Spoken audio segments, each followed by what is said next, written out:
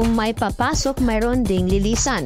Sino sa mga OBJs ang mananatili at sino ang kakalagna sa team? Magiging malaki ba ang epekto ng player na ito sa tuluyang pag-alis nito?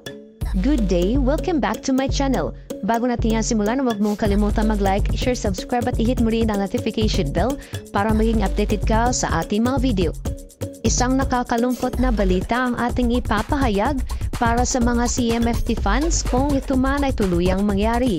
May bali-balita kasi ngayon na bukod sa papasok sa CMFT ay may aalis din pala rito. Ayon nga sa isang reliable source natin dahil sa comment na isang netizen kung mayroon bang aalis sa CMFT, ang sagot nito kaagad ay meron. Marami nga sa ngayon ang nagbibigay ng kani-kanilang opinion about this matter. Himay-himayin natin kung sino ba sa Titans ang maaaring tinutukoy ng nasabing post. Una sa ating listahan ay si Dillion. Si Dillion nga isang mahusay na middle blocker ng Titans. Sa makatwid ay naging starter din ito ng CMFT before at ngayon ay pang-sub na lang, tainunag at minsan ay hindi pa naipapasok sa loob ng court. Maaring siya nga ang aalis sa koponan din na rin ayon sa balitang baka magdo-doctorate na ito upang may pagpatuloy ang kanyang napag-aralan. Ikalawa ay si Regine Arocha. Siya nga ay engaged na ngayon sa kanyang partner na kung maalala natin ay nag-propose sa kanya sa mismong after game ito last conference.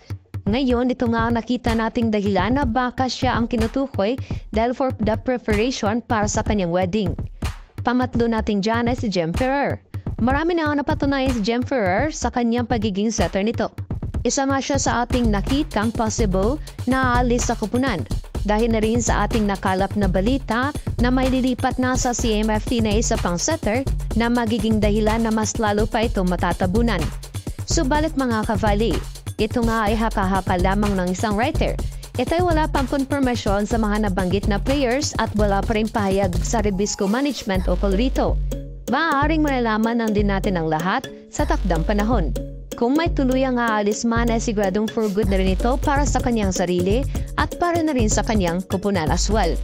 Sa ngayon ay antabayanan natin ito at tayo mismo ang maunguna sa pagtuklas dito.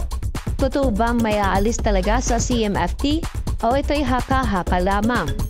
Kung isa sa mga favorite player mo ang aalis sa Titans, magiging Titan fan ka pa rin ba? O lilipat ka na sa ibang koponan kung saan pupunta ang 5 player mo? Kung ikaw ang tatanungin, papayag ka bang may aalis sa OBJs o mas gugustuhin mong mag-grow sila ngunit sa ibang team na?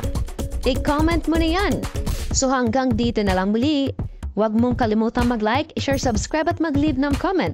I-hit mo rin ang notification bell para maging updated ka sa ating mga video.